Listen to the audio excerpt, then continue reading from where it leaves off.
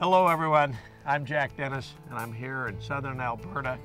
We're out to catch some big rainbows here, and I'm with a legend in Stillwater fishing, Brian Chan. He's one of the best fly tyers I've ever known. His patterns are well known to anybody who's cast a fly in a lake. You're sometimes known as Mr. Chironomid, aren't you? Well, I do have a fondness for fishing chironomid pupa. For those of you that are just getting into lake fishing, you've heard of midges. That's chironomids, isn't it? Absolutely, yep. Besides being a well-known fly fisher, you have another job, don't you? You're a biologist too, aren't you? I have a real job, I have a real life. I'm a practicing fisheries biologist. I like when you say practice. It's serious. Brian's going to show us his secrets of tying some of his favorite patterns, but he's also going to tell us how he fishes them. We're going to go on an adventure. I call it an adventure, a fly tying adventure with a little bit of fishing.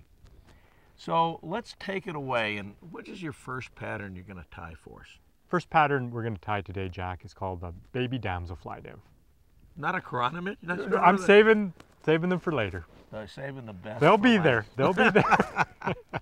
Boy, you couldn't have asked for a better time. Look, it is beautiful out. It's May. And it isn't snowing. And see what's flying around? Oh, I can see them. And I know what you want to do. You don't want to talk about this. You want to go fishing. But before you go fishing, you got to do work. Absolutely. You got to tie a fly. So let's go to the vise with Brian Chan.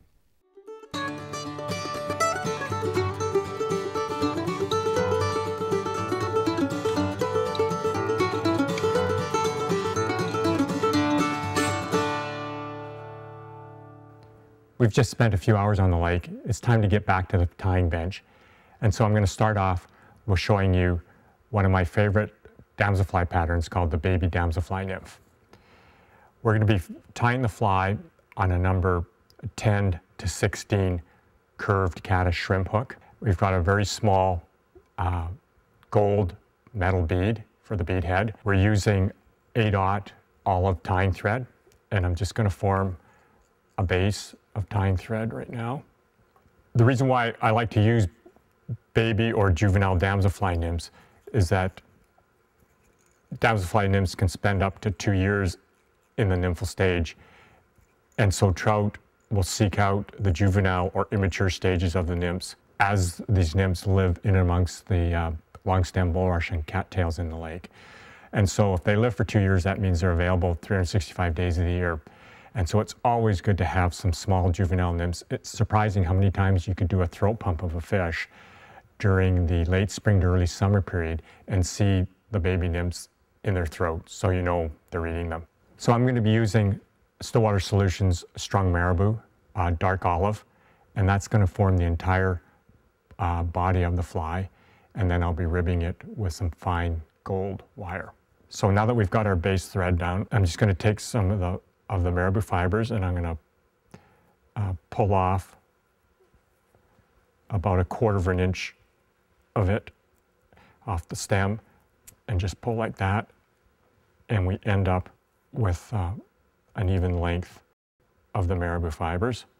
And I'm just going to tie that in for the tail like so, and I'll adjust the tail when we finish. And then I'm going to take our gold wire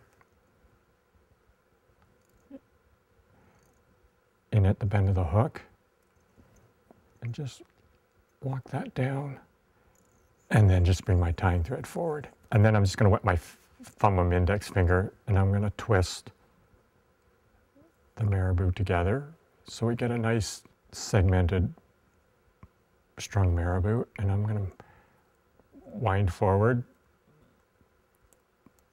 right to the gold bead, tie that off, and now I'm just going to take the gold wire and wind a rib through the body of the fly. The beauty of working with marabou and this fly is that marabou breathes in the water when you either retrieve it or wind drift it, or even hang this fly under a strike indicator. So it pulses, undulates naturally in the water.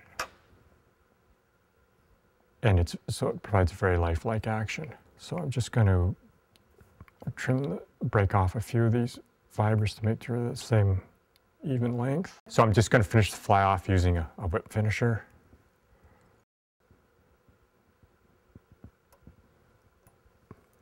There we go. So there we have the finished fly, relatively simple to tie. It's the pattern, it's the material, the marabou that breathes in the water. A color selection of light olive to dark olive, fished with floating lines, sinking leaders, floating lines and strike indicators suspended below an indicator, or an intermediate or slow sinking lines. But we're going to be fishing the pattern close to some structure, long stem bulrush, cattails, where the real baby damselfly nymphs live. Well, that was pretty good, Brian. Now, I'm going to ask you, I've heard of pei-ping duck, but I've never heard of summer duck. Is this a recipe or a fly recipe, right? Well, it actually sounds pretty tasty, doesn't it? It does. No, summer duck is a color of material that fellow Rowley and I developed in the Stillwater Solutions line of materials, and it imitates it's an amber orange color, which is a very distinct color of chironomid pupa that you see in many stillwaters, productive stillwaters. And so that's the pattern that I've developed using that coloration. Well, let's go to a tasty dish, the summer duck chironomid, right? Sounds good.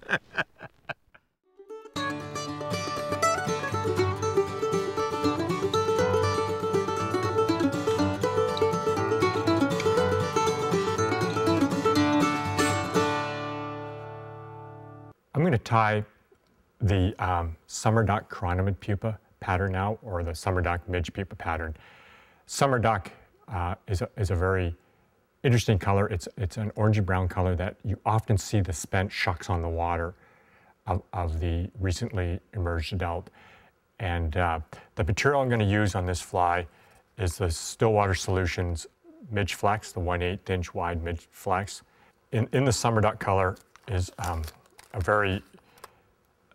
appears to be a very orangey type color, but when we stretch it, it lightens up, and then we're using, when we have our tying base underneath of a light brown tying thread, it lightens it up enough. It's a perfect imitation of the actual chironomid or midge pupa that we're trying to imitate. So in the vise, I have a number 10 curved shrimp pupa hook. I tie this fly, and as small a hook as a 14, and then as large as the 10. And then I have, for the bead, a Stillwater Solutions super white metal bead. And that bead is going to not only provide weight to sink the fly, it'll provide a good representation of the white gills that all chironomid or midge pupa have. So to start the fly off, I'm going to use the tying thread to build a bit of a tapered underbody.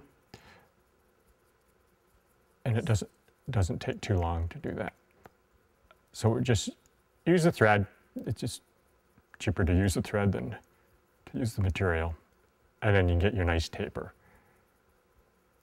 So, and then I'm just going to taper down to the bend of the hook. I like tying most of my chironomid or midge pupa patterns on these curved shrimp pupa hooks because they have a nice wide gap. So it gives you a good opportunity for hooking, and you tend not to lose too many fish either. So I've tied in my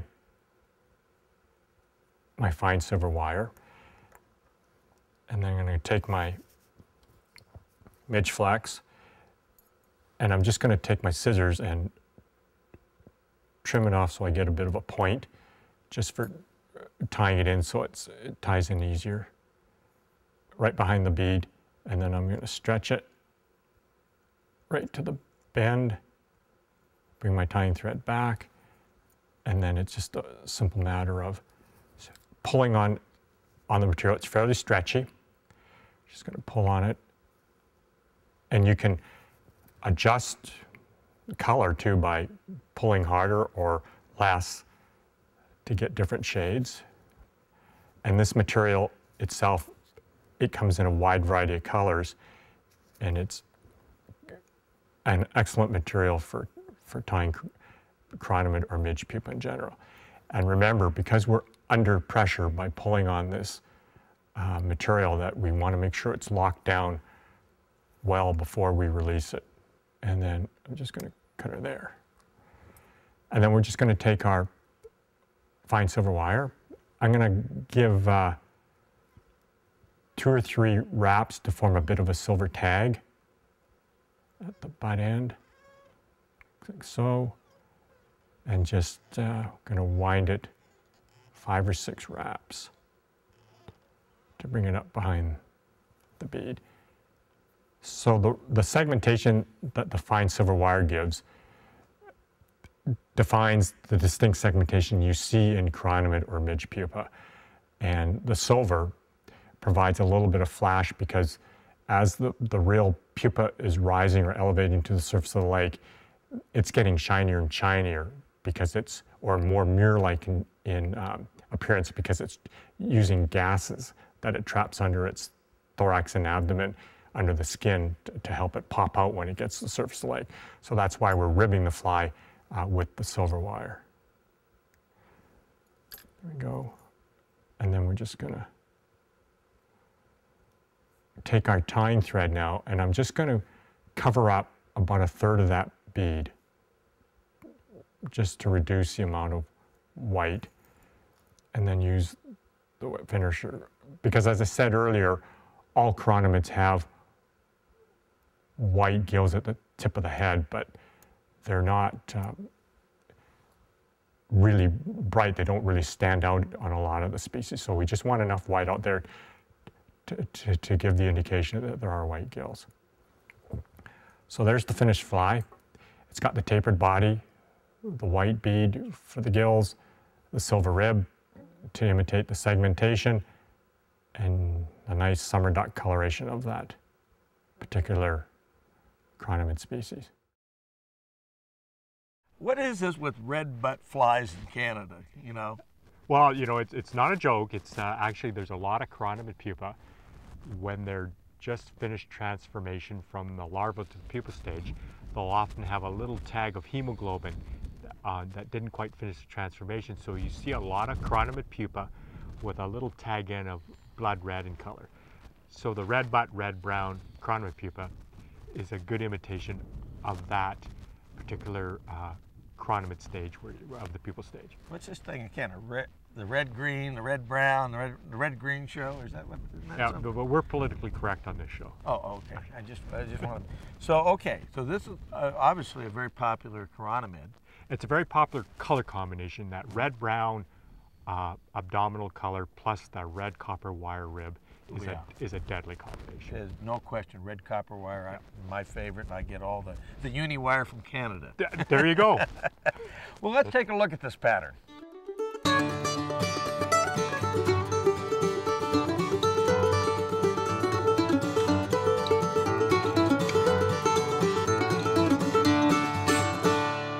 There's literally hundreds of different species of chironomids or midges that trout feed on.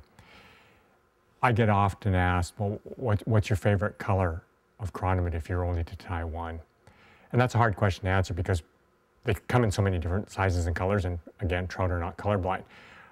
But if I had to pick only one color to tie a chironomid or midge pupa out of, it would be a dark reddish brown in coloration, or maybe if you just give me black, and then with a red wire rib. So I'm going to tie one of my favorite Stillwater chironomid or midge pupa patterns. And it's going to use the dark red brown Stillwater Solutions midge flex. So this fly is called the red butt, red brown chironomid pupa. I'm going to tie this fly using a curved caddis/shrimp pupa hook, the wide gap. It can be tied as small as 16 and as large as number 8 because they can get that large. I'm just going to use a number 10 now to give you a representative idea of this pattern. So we're going to take 8/0 maroon tying thread and to form a base. The body, or pardon me, the rib of this fly is bright red copper wire. Now, copper wire comes in a whole bunch of different colors, like regular copper, light copper, green, brown. You want to get the reddest color possible, and several companies make that wire in the real bright red color. I'm just going to tie it in along the back of the hook, just to help build the body up a bit. And then the the body of the fly is going to be our midge flex. I'm just going to use my scissors and taper a point on it, just to make it easier to tie in. And again, we're going to take that up towards the eye of the hook, stretch it, pull it out to the bend of the hook. And now we're ready to build the body. So the stretch, the midge stretch flex, you can really pull it out. So this material is really good to work with because it's easy to work with. You can build that nice tapered body depending on how much pressure you apply. But more importantly, you get a nice sheen to the fly. And you want that sheen because the naturals, as they're moving or elevating up through the water column, are trapping that gas to give it that shiny appearance. And so this is what we're trying to imitate. So again, when we tie this material off and it's under pressure, make sure you counterwrap it both sides so that when you cut it off, it doesn't all unravel. We're going to take our wire rib now, and I'm going to tie in 3, 4 turns for a bit of a tag. And the reason why I'm doing that is that many chironomid species, when they change from the larval to the pupal stage, there'll often be a little tag of a maroony red hemoglobin at the very end of their abdomen. And that's what I'm imitating with that little tag of red copper wire. So I'm going to get 5 to 7 ribs of the wire. Tie the fly off, tie the rib off. And then I'm going to be using a dark olive dyed center tail of a ringneck pheasant. That's going to be the shell back for this fly. So I'm just going to cut about a 1/8 of an inch wide strip of feathers. And this is the tips. I'm just going to cut back the tips like so, and then I'm going to tie it in so that the butts are pointing forward. So I'm kind of tying this shell back in reverse order, and it'll be clearer as I tie the fly. So now there's the future shell back tied on, and when the fly is completed, I'll be folding it back that way rather than the normal way forward, and there's a reason for that, which I'll explain. So I'm just cutting that excess off. Chironomids have gills. The chironomid pupa have gills, and I'm going to use some white midge gill material or antron to imitate that. This is, I'm just pulling out one little strand of this white gill material, and I'm going to lash it in. Just going to pick it apart a little bit more. So I'm going to take our white gill material, tie it in. I'm going to lash it in so that the gills are going to be protruding out both sides of the fly when I'm finished. Then I'm just going to take a strand of peacock herl. It's going to form the thorax. And tie that in there like so. And then I'm going to use the peacock herl to build up a bit of a hump to imitate the thorax. So tie it off, tying thread. And I'm just going to take the tying thread now and just sneak a couple, 3 rib winds through that peacock herl to toughen it up a bit. And then I'm going to take the pheasant tail, pull it back over, and tie off the fly. Cut off the excess pheasant tail and form a nice back there. I can use my whip finisher now. Finish the fly off. So the reason why I wanted to tie that shell back in backwards is I wanted a clean head around the eye, so the eye of the fly is nice and clean, and the gills don't get obstructed by tying thread. So now I'm just going to trim the gills a bit. So a bit more. So now the gills are fairly prominent out both sides. Just trim them up a bit more. And there we have our completed chironomid pupil pattern. We'll just take a close look at that. So the good color combination, red-brown body, and then that red copper wire rib is a very common color you'll see in many productive still waters. The easiest way to learn how to fish chironomids or midge pupa is with a floating line, a strike indicator, and suspending our flies at various depths within the water column. You have to remember that chironomids, when they emerge from the old larval shuck, they rise vertically up to the water column. The best and most efficient way to fish them first is to place your chironomid pupa patterns within about a foot of the lake bottom. So we need to know the depth of water we're fishing, and that's where a fish finder or depth sounder is an important fishing tool.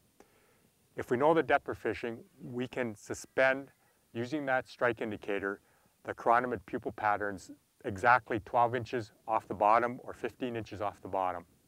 We want to start at the bottom first. If we're not getting any fish or any strikes, then we work higher in the water column. We can fish with the strike indicator just sitting out in the water and letting the wave action move that bobber up and down. Remember, we've tied those chironomid pupil patterns on with a loop knot, preferably a non-slip loop knot, which allows a lot more action to the fly. Or we can also cast out, wait for the fly to sink vertically till it's in about a foot of the bottom, and then we can start a very, very slow hand twist or strip retrieve, moving the fly ever so slowly. The whole idea of using the strike indicator with chironomids is keeping that pupil pattern in a very precise depth zone where we hope the fish are feeding. And by starting as close to the bottom as possible, we know that's the best place to start because it's a lot safer for the fish to eat the chironomid pupa closer to the bottom than higher in the water column and closer to the surface where they're more exposed to predators such as ospreys and loons. The most important factors to consider when you're fishing chironomid pupil patterns is that the fish can be very particular as to what depth they're comfortable feeding at. So for instance, if it was 15 feet deep, those fish might only want to eat the pupa between 14 feet and 13 and a half feet, or between 14 feet and 13 feet. And if you're below it or above it, you may not get near the action that someone else sitting right next to you or even in the same boat is fishing. They're just in the zone and you're not. When we do the slow hand twist retrieves, it just provides a little more action to the flies while still maintaining the fly in the depth zone that you want to keep that fly in.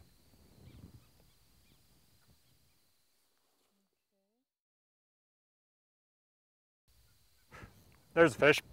Oh yeah. Yeah, beautiful fish.